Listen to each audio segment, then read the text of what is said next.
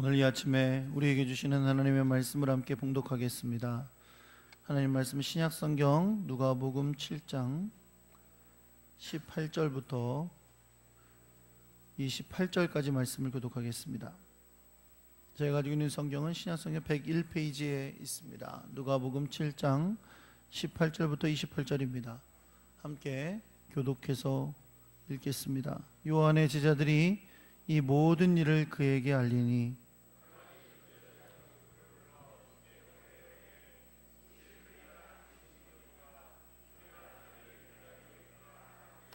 그들이 예수께 나아가 이르되 세례 요한이 우리를 보내어 당신께 여쭈어 보라고 하기를 오실 그이가 당신이오니이까 우리가 다른 일을 기다리오리이까 하더이다 하니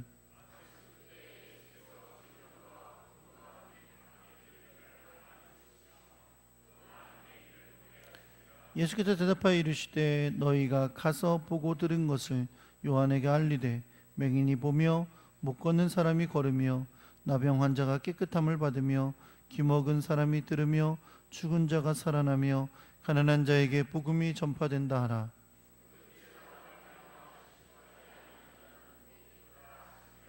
요한이 보낸 자가 떠난 후에 예수께서 무리에게 요한에 대하여 말씀하시되 너희가 무엇을 보려고 광야에 나갔더냐? 바람에 흔들리는 갈대냐?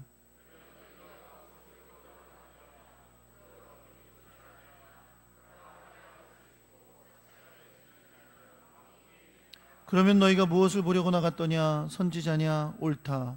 내가 너희에게 이르노니 선지자보다 훌륭한 자니라.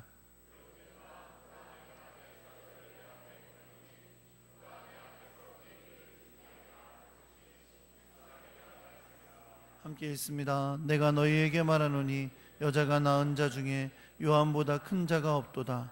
그러나 하나님의 나라에서는 극히 작은 자라도 그보다 크니라 하시니. 아멘.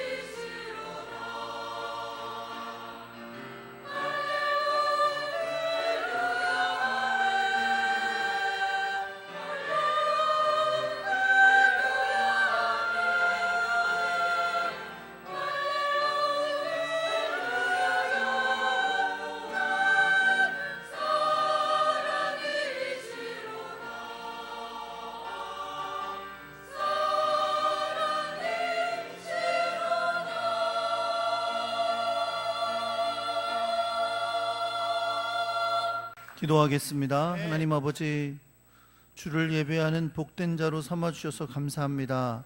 우리가 몸과 마음과 시간을 들여 주를 예배하되 또한 주께서 허락하신 물질 가운데 구별하여 하나님께 드렸습니다. 하나님 드린 손길들을 기억해 주시옵소서. 주님의 약속과 주를 향한 사랑을 담아 아버지 앞에 드렸사오니 받으시고 주님 영광 받으시고 저들의 삶에 풍성하고 아름답고 복된 것들로 채워 주옵소서. 저들의 삶에 주님이 기뻐하신 열매들이 있도록 언제나 동행해 주시고 삶 가운데 주의 보호와 사랑이 함께하여 주시옵소서. 물질이 주의 뜻 따라 아름답게 사용되게 하시고 주님의 뜻을 이루게 하여 주시옵소서. 말씀을 듣습니다. 우리 마음을 열어주시고 귀를 열어주셔서 주의 뜻을 깨닫는 귀하고 복된 시간이 되게 하여 주옵소서. 우리 주 예수 그리스도 이름으로 기도합니다. 아멘. 할렐루야. 옆에 계신 분들하고 인사하겠습니다. 잘 오셨습니다. 사랑합니다.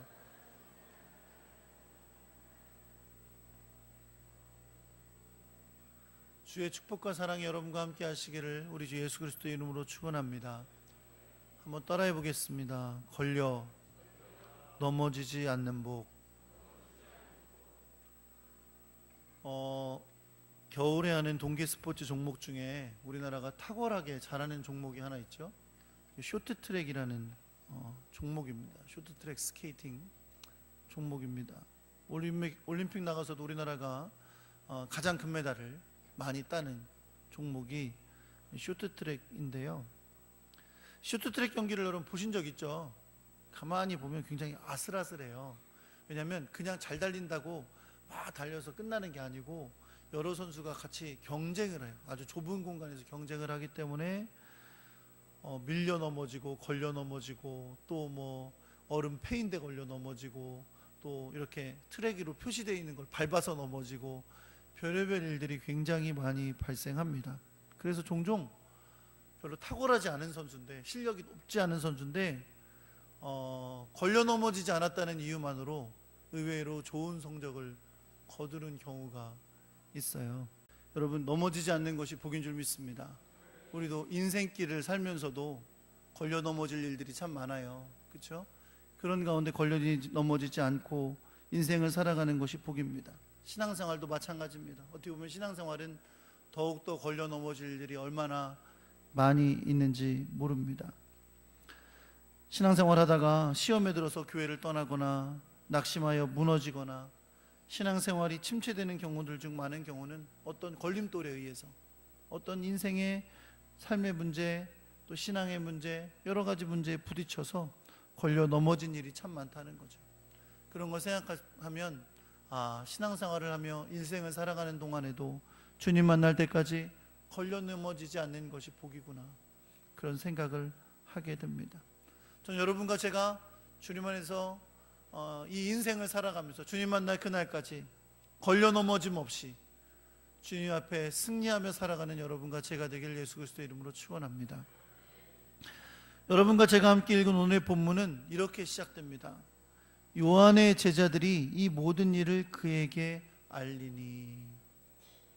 여기서 말하는 요한은 세례 요한을 말하는 것이고요. 이 당시 요한은 감옥에 갇혀 있었습니다. 왜 감옥에 갇혀 있었는지는 우리가 이미 살펴보았던 3장에 기록이 되어 있는데 내용은 이런 거죠. 세례 요한이 그 당시에 갈릴리 지역의 분봉왕이었던 헤롯이, 그러니까 형 헤롯이에요. 형 헤롯 안디바스라는 왕이 요단강 갈릴리의 서쪽 편을 다스리고 있었는데 그 왕이 동쪽 편을 다스리고 있던 동생, 이 사람도 헤롯이에요. 형이니까, 동생이니까 헤롯 빌립인데 그 헤롯 빌립의 아내를 빼앗았습니다. 자기 아내로 삼았어요. 이러고 보니 빌립의 아내였다가 안디바의 아내가 된 그 여인이 굉장히 슬플 걸로 생각하시겠지만 아니요, 기꺼이 왔어요. 기꺼이, 오히려 오고 싶어서 온 거나 마찬가지였어요. 그런데 이걸 본 세례 요한이 그것을 그냥 두지 않고 강력하게 하나님 앞에 범죄했으므로 비판했습니다. 그랬더니 이 헤로디아가, 그 동생의 아내였다가 형의 아내가 된 그 여자가 자기 남편을 막 이렇게 꼬드겨서 세례 요한을 옥에 가두게 돼요. 여러분 잘 알고 계신 것처럼 나중에는 이 헤로디아가 또 자기 딸의 춤추는 일로 말미암아서 헤로디아의 세례 요한의 목을 구하게 되고, 그래서 결국 세례 요한이 사형을 당하게 되는 일이 발생하게 되죠. 어쨌든 오늘 본문의 사건이 있을 때 세례 요한은 아직 죽지 않았고요, 감옥에 갇혀 있었습니다. 학자들은 마케루스라는, 지금은 요르단에 자리 잡고 있는 요새에 세례 요한이 포로로 잡혀 있었다, 그 감옥에 갇혀 있었다라고 이야기하고 있습니다. 비록 그가 감옥에 갇혀 있기는 했지만 여전히 세례 요한은 많은 제자들이 있었고요, 그 제자들이 세례 요한에게 여러 가지 일들을 듣고 또 이스라엘에 일어나고 있는 여러 가지 일들을 전달하는 역할을 했었습니다. 그래서 18절의 말씀에 보면 요한의 제자들이 이렇게 기록되어 있는데, 뭐라고 기록되어 있냐면 요한의 제자들이 이 모든 일을 그에게 알렸다라고 말하고 있어요. 그러니까 요한의 세례 요한의 제자들이 세례 요한에게 이 모든 일을 알렸다 그랬는데, 이 모든 일이란 뭐냐 하면 바로 본문 앞에 나오는 이야기들이죠. 일들, 온 주변 사방에 소문이 나게 된 사건인데, 그것이 바로 예수님께서 백부장의 종을 살리셨던 일, 그리고 나인성 과부의 아들을 살리셨던 일, 이런 일들을 말하는 것일 겁니다. 근데 사실 생각해 보면 단지 이 두 가지 사건만 세례 요한에게 전달된 것은 분명 아니었을 거예요. 예수님에 대한 여러 가지 소문들, 그리고 이야기들, 그리고 행해진 여러 가지 기적들에 대해서 세례 요한의 제자들이 세례 요한에게 이야기를 해 주어서 알고 있었을 것입니다. 그 가운데는 예수님이 누구와 함께 하고 계시고 어떤 자들의 친구가 되고 계시고, 또 안식일에 범한 일로 말미암아 서기관과 바리새인들과 갈등을 겪고 계신 일, 이런 일들도 다 알려지게 되었을 것입니다. 사실 여러분, 세례 요한은 예수님을 여러 번 이미 만난 적이 있었고, 원래 친족 관계죠. 만난 적이 있었고, 예수님을 만났을 때 이미 예수님이 누구신가를 사람들에게 고백하고 가르쳤던 적이 있어요. 요한복음 1장 29절에 보면 세례 요한은 자신에게 세례를 받으러 오는 예수님을 보고서 이렇게 말했습니다. 보라, 세상 죄를 지고 가는 하나님의 어린 양이로다 라고 말했었고요, 또 1장 36절에도 보면 예수님께서 이렇게 거니시며 행하시는 것을 보고 이렇게 말했던 적이 있어요. 보라, 하나님의 어린 양이로다 라고 말한 적이 있어요. 이거 뭘 알 수 있어요? 세례 요한은 예수님을 보니까 일단 친족 관계이기 때문에 어렸을 때부터 보고 자랐긴 했겠죠. 그런데 그 예수를 보고서 세례 요한은 알았다는 거예요. 뭐를요? 저분이 그리스도이심을, 하나님이 보내신 그리스도이심을 알았다는 거죠. 그리고 이것은 뭐를 알게 돼요? 자기 자신이 뭐하러 온 거예요? 주의 길을 예비하러 왔잖아요. 그것이 자기의 사명이고, 자기가 예비하고 있는 그 뒤에 오시는 분이 바로 예수, 그분임을 분명히 알고 있었다는 것이죠. 그렇다면 우리 생각에는 이미 예수님에 대해서 너무 잘 알고 있고 성경에 대해서 너무 잘 알고 있는 우리 입장에서 볼 때는, 그렇게 예수를 그리스도로 알고 있었던 세례 요한이 제자들로부터 예수님이 행하신 여러 가지 일들에 대해서 들었을 때 어떤 반응을 보여야 정상이에요? 거봐, 내가 그분이 그분일 줄 알았어. 뭔지 그런 느낌적인 느낌이 있었어. 벌써 사람을 살리시잖아. 병든 자를 고치시잖아. 벌써 행하시는 게 틀리잖아. 이렇게 감탄하고 기뻐하고 감사하고 좋아했을 것 같아요. 그러면서 무슨 생각했겠어요? 그래, 내가 나에게 맡겨진 사명을 잘 감당했구나, 내가 그분이 오심을 잘 예비했구나 라는 생각을 했을 것으로 보입니다. 그런데 오늘 본문에 보면 의외의 반응이 세례 요한에게서 나와요. 제자들에게서 예수님이 행하신 일에 대해서 전해 들은 세례 요한은 자기 제자 중에 2명을 부릅니다. 그리고 그에게 가서, 예수님께 가서 물으라고 부탁을 하면서 보내요. 뭘 물으라고 부탁하냐면, 여러분 이게 발음이 쉽지 않습니다. 뭘 물으라고 부탁하냐면, 오실 그이가 당신 이오니이까 우리가 다른 일을 기다리오리이까, 이 2가지를 물으라고 합니다. 여러분 한번 해보시겠어요? 오실 시작. 오실 그이가 당신 이오니이까 우리가 다른 일을 기다리오리이까. 여러분 잘하시네요. 가서 물으라고 해요. 아니, 이 질문을 지금 예수님을 보라, 세상 죄를 지고 가는 하나님의 어린 양이로다 라고 말했던 세례 요한의 입에서 나온 질문이에요. 그래서 그런 생각이 들어요. 그가 너무 감옥에 오래 갇혀 있어갖고 은혜가 떨어졌구나, 믿음이 떨어지고 영성이 바닥나가지고 갑자기 예수님을 의심하기 시작했구나, 이런 생각이 들기도 하는데 그런 이야기는 성경에 나오지 않습니다. 어쨌든 세례 요한이 자기 제자들을 보내서 그렇게 묻도록 부탁하는 것을 볼 수가 있습니다.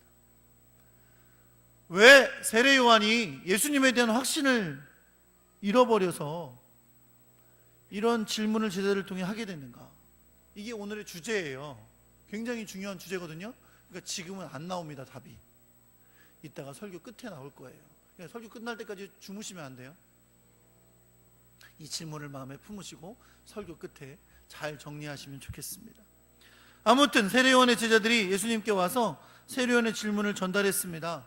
그런데 성경에 보니까 그때 마침 예수님께서 질병과 고통과 및 악귀 들린 자를 많이 고치시며 또 많은 맹인을 보게 하고 계셨다라고 말씀하고 있어요. 21절에 이것을 뭐라고 표현했다고요? 마침이라고 표현해요.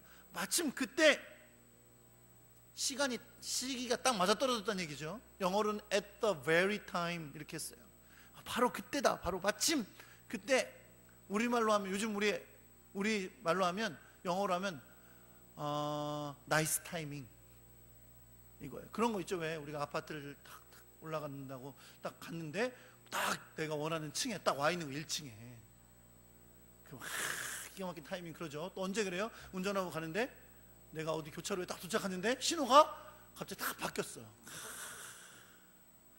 그런 거를 때마침 바뀌었다, 그렇게 말하죠.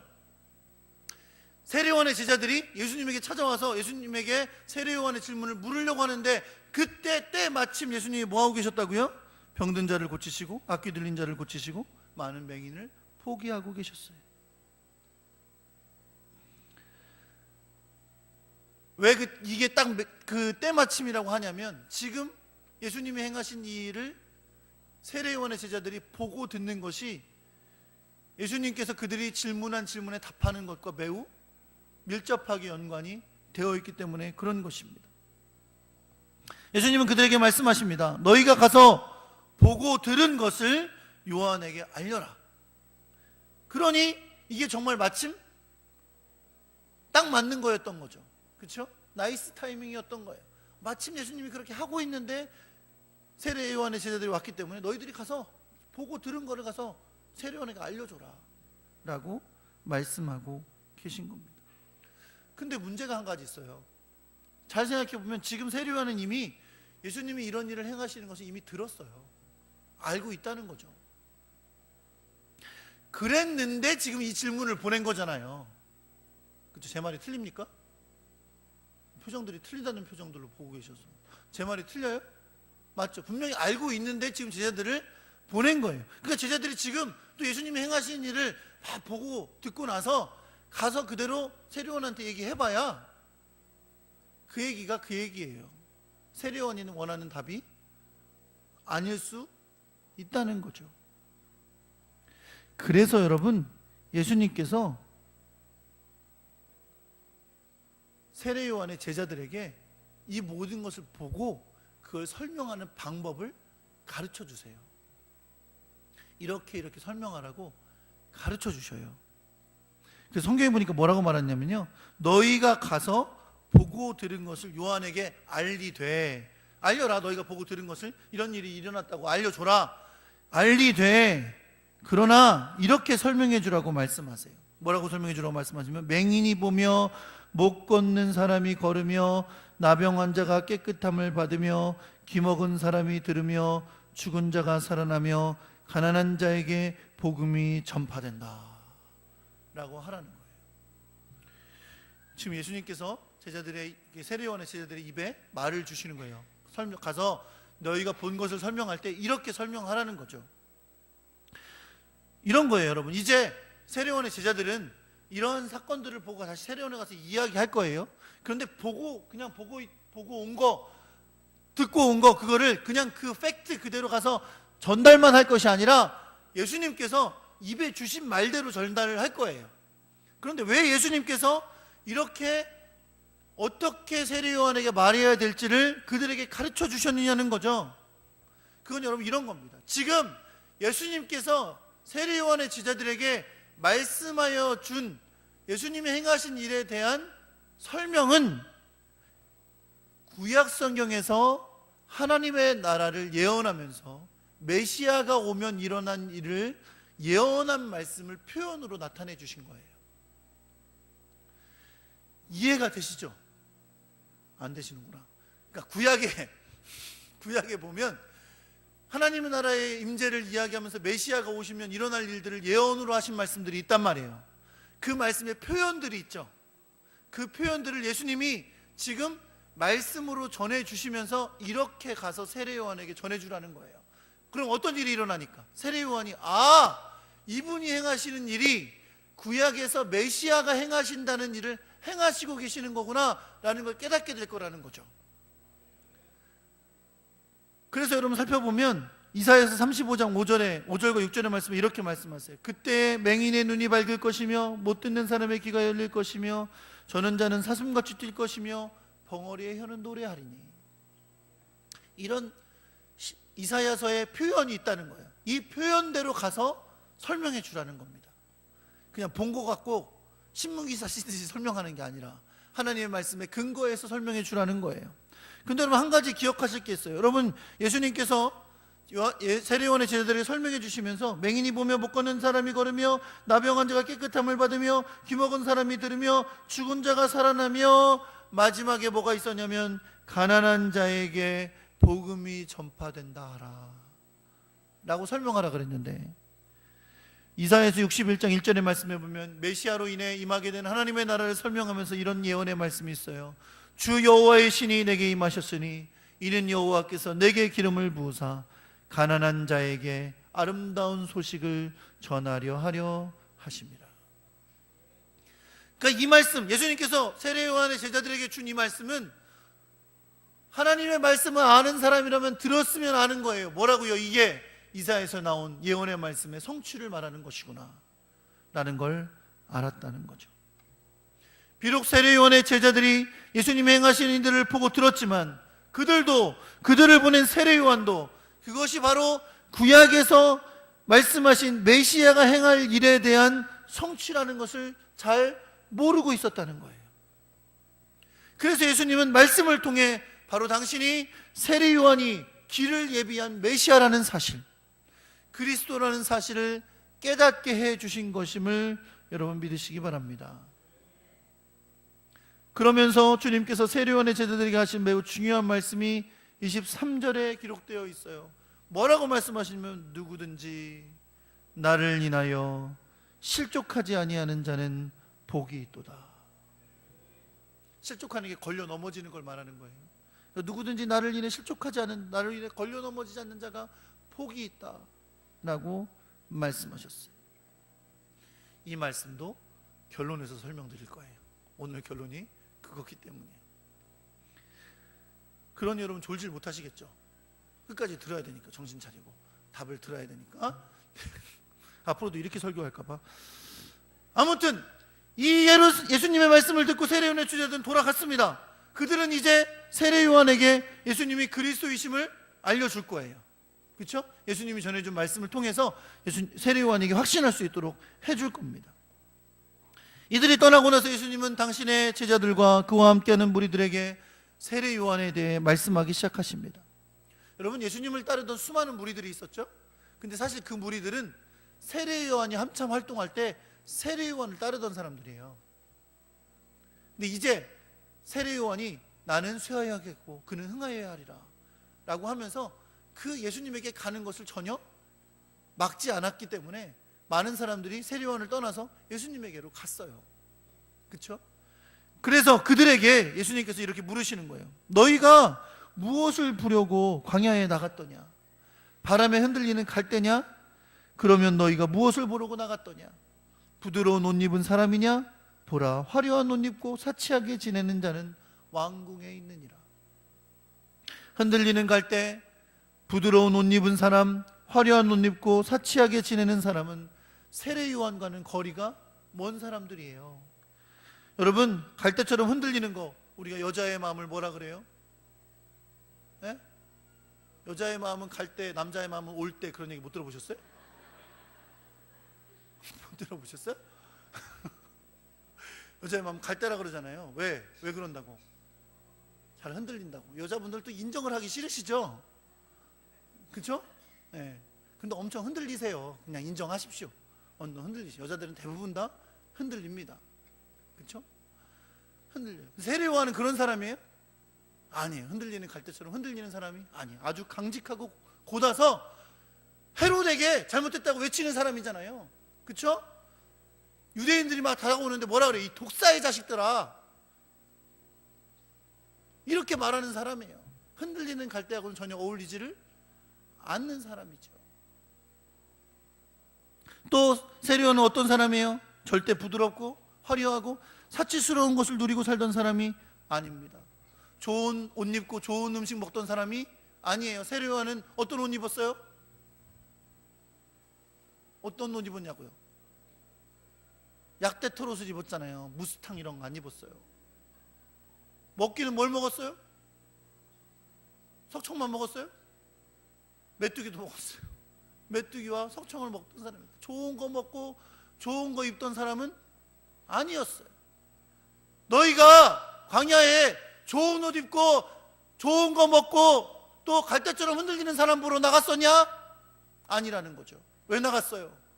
말씀이 있으니까 나갔었잖아. 왜요? 세례 요한은 선지자였으니까. 그를 보러 나갔었잖아요. 예수님이 뭐라 그러십니까? 그래 맞다. 그는 선지자보다 위대한 사람이다. 선지자보다 훌륭한 사람이다 라고 말씀하십니다. 그는 선지자이기 때문이죠. 그는 그리스도의 오심을 마지막으로 선포한, 사실은 구약의 선지자들보다 더 위대한 사람이에요. 왜? 예수님과 동시대에 살면서 예수님을 사람들에게 소개했던 아주 위대한 선지자이기 때문에 그렇습니다. 그는 그러한 위대한 일을 행했기 때문에 예수님은 그에 대해서 이렇게 선언해 주셨어요. 뭐라고요? 여자가 낳은 자 중에 요한보다 큰 이가 없도다. 할렐루야. 여자가 낳은 자, 그러니까 예수님을 생각하지 마시고 여자가 낳은 자는 모든 사람을 이야기하는 거예요. 여자가 낳은 자 중에 세례 요한보다 큰 이가 없다고 말씀하셨습니다. 제가 여러분이 이 말씀을 한번 설교한 적 있어요. 기억나시나요? 주님이 보시기에 큰 자는 누굴까요? 주님이 보시기에 큰 자, 키가 180은 돼야 큰 자지. 돈 많은 사람인가요? 공부 많이 한 사람인가요? 잘생긴 사람인가요? 업적을 많이 쌓은 사람인가요? 큰 권력을 가진 사람인가요? 그런가요? 주님이 보시기에 가장 큰 자는 누굽니까? 분명히 세례 요한을 예수님께서 여자가 낳은 자 중에 가장 큰 자라 그랬잖아요. 세례 요한이 누구길래요? 세례 요한은 친척이잖아요. 그래서 큰 자라고 하신 건가요? 아니요. 세례 요한은 일평생 주의 사명을 감당한 사람이기 때문에 주님 보시기에 가장 큰 자였던 것을 여러분 믿으시기 바랍니다. 여러분 주님 나라 가실 거예요? 주님 앞에 서실 거예요? 그럼 그 앞에 큰 자 되어야 되지 않겠어요? 여러분의 자녀들이 하나님 앞에 갔을 때 큰 자 되어야 되지 않겠어요? 주님 앞에 큰 자로 키우시기 바랍니다. 여러분과 제가 주님 앞에 큰 자가 될 수 있기를 예수 그리스도의 이름으로 축원합니다. 어떤 사람이요? 사명 감당하는 사람이에요. 일평생 사명 감당하다가 주님 앞에 가는 사람. 사도 바울 뭐라 그랬어요? 내가 달려갈 길을 다 마쳤어. 나에게 면류관이 준비되어 있다. 우리도 주님 앞에 갈 때 주님, 내가 달려갈 길을 다 마쳤습니다.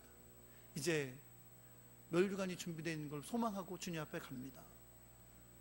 주님 앞에 큰 자 되시기를 예수 그리스도의 이름으로 축원합니다. 그런데 여러분, 분명히 세례요한은 그렇게 위대한 사람이에요. 이거는 변함없는 진리입니다. 주님 보시기에 가장 위대했던 사람이에요. 가장 큰 자, 여자가 낳은 자 중에 그보다 큰 자가 없다고 하셨어요. 그런데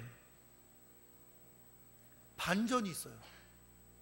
그렇게 말씀하신 예수님께서 그러나 하나님의 나라에서는 극히 작은 자라도 저보다 크니라 라고 하셨어요. 사랑하는 성도 여러분, 하나님의 나라는 반전이 있는 나라입니다. 세례요한이 위대하지 않은 게 아니에요. 세례요한은 위대한 선지자입니다. 그런 하나님 나라에서 극히 작은 자라도 저보다 크다고 하신 이유는 바로 복음의 능력 때문입니다. 어떤 업적을 세우지 않았더라도 예수 그리스도 안에서 우리가 구원받아 하나님 나라의 백성이 될 수 있기 때문입니다. 그 놀랍고 큰 하나님의 나라에 유업을 이을 자가 될 수 있기 때문입니다.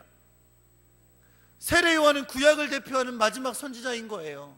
그러나 예수님께서 이 땅에 오신 이후에 예수님을 믿고 하나님의 자녀가 된 자들은 그 위대한 하나님 나라에 유업을 이을 자가 되기 때문에 주님은 하나님의 나라에서는 극히 작은 자라도 저보다 크다라고 선언해 주신 것을 여러분 믿으시기 바랍니다. 그리스도의 위대한 사랑이 이 놀라운 일을 이루고 있는 것입니다. 사랑하는 성도 여러분, 이제 다시 예수님께서 세례요한의 제자들을 돌려보내시면서 하셨던 말씀으로 돌아가려고 합니다. 누구든지 나를 인하여 실족하지 아니하는 자는 복이 있도다. 예수 그리스도가 선포하시는 하나님 나라의 복음은 때로 사람들을 넘어뜨리게 할 수 있습니다. 목사님, 복음이 얼마나 좋아요. 복음 듣고 구원받고 천국 가는 건데 왜 그게 나를 넘어뜨린다는 겁니까? 좋은 일이지. 그러나 여러분, 우리를 구원하신 주님의 복음은 사랑이고 이 사랑은 사람의 생각을 뛰어넘는 것인 것을 여러분 믿으시기 바랍니다. 세례 요한이 왜 예수님을 보고서 보라 세상 죄를 지고 가는 하나님의 어린 양이다 라고 말했던 그 세례 요한이 왜 제자들을 보내서 당신입니까? 아니면 또 기다립니까? 라고 묻게 됐냐는 거죠. 여러분, 마태복음 3장 12절에 보면 세례 요한은 제자들에게 예수님에 대해 그리스도에 대해서 설명하면서 이런 말을 합니다. 손에 키를 들고 자기의 타작마당을 정하게 하사 알곡은 모아 곳간에 들이시고 쭉정이는 꺼지지 않는 불에 태우시리라. 이게 여러분 예수 그리스도의 사역을 말하는 것인데, 사실 이것은 주님이 다시 오실 날에 마지막 날에 이루어질 심판주로 오실 때의 일을 예언적으로 말한 거예요. 그런데 세례 요한은 이 일이 예수님이 지금 오신 이때에 이루어질 걸로 알았던 거예요. 세례 요한도 세상 사람들에게 나가서 회개의 세례를 선포했던 사람인데, 세례 요한은 예수 그리스도가 이 땅에 와서 자기보다 더 큰 위대한 일을 감당할 때에 성령으로 세례를 주면서 수많은 악한 자들을 심판할 걸로 여겼다는 거죠. 그런데 제자들에 의해서 들려주는 소식에 의하면 예수님은 심판자가 아니에요. 어떤 사람이에요? 너무 사랑이 많으신 분이에요. 연약한 자를 돌보는 분이에요. 아픈 자를 고쳐주시는 분이에요. 소외된 자의 친구가 되어주시는 분이에요. 죽어 눈물을 흘리는 자를 위해 죽은 자를 살려주시는 분이에요. 그분의 사역은 치유였고 긍휼이었고 구원이었던 거예요. 자기 생각과 달랐기 때문에 세례 요한이 주님이 과연 예수가 정말 그리스도인가 의심하게 됐던 거죠. 그러나 주님은 구약의 말씀을 통해서 그가 그리스도이심을 다시 한번 깨우쳐 주신 줄 믿습니다. 그분이 행하신 일을 깨우쳐 주셔서 이것이 바로 이 땅에 온 예수 그리스도, 그래서 십자가에서 못 박혀 죽기까지 복종하실 예수 그리스도의 모습임을 깨닫게 해 주신 것입니다. 그래서 예수님이 이렇게 말씀하신 거예요.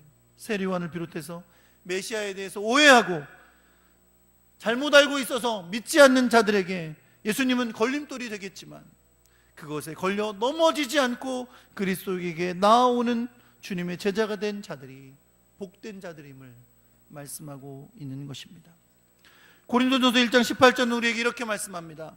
십자가의 도가 멸망하는 자들에게는 미련한 것이요 구원을 얻는 우리에게는 하나님의 능력이라.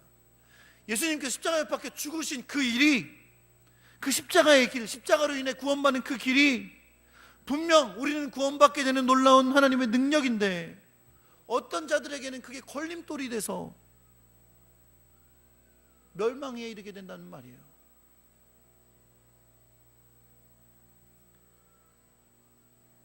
고린도전서 1장 23절은 또한 이렇게 말씀합니다. 우리는 십자가에 못 박힌 그리스도를 전하니 유대인에게는 거리끼는 것이요 이방인에게는 미련한 것이로다.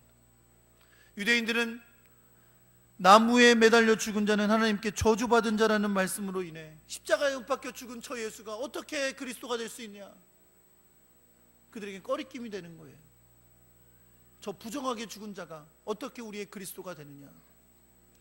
이방인들에게는 신이 죽는다는 것이 말도 안 되는 소리인 거예요.